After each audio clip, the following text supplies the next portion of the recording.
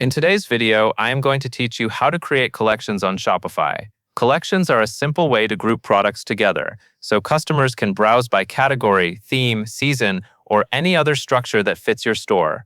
You will create a collection from your Shopify admin, choose how products get added, and then make sure it is available on your online store. Start by logging into your Shopify admin. From the left-hand menu, go to Products and then click Collections. This is where you can view any collections you already have and where you can create new ones. Next, click Create Collection. This opens the setup page where you will define what the collection is and how it works. First, enter a clear title. Keep it short and specific so it looks good in your navigation and on collection pages. Then add a description.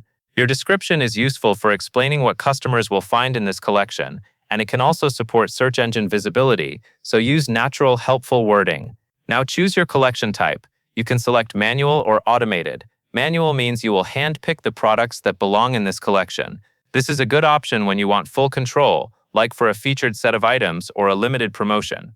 Automated means Shopify will add products based on conditions you set later, such as product tags, product type, or vendor.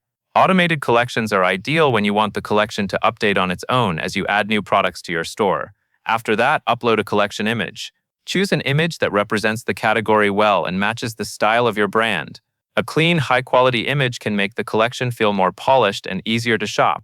Then find collection availability and set it to online store. This is important because it determines where the collection can be shown. If it is not available to the online store, customers will not be able to browse it on your website. Finally, click Save. Once saved, your collection is created and ready to use in your storefront, menus, and merchandising. That covers everything you need to know.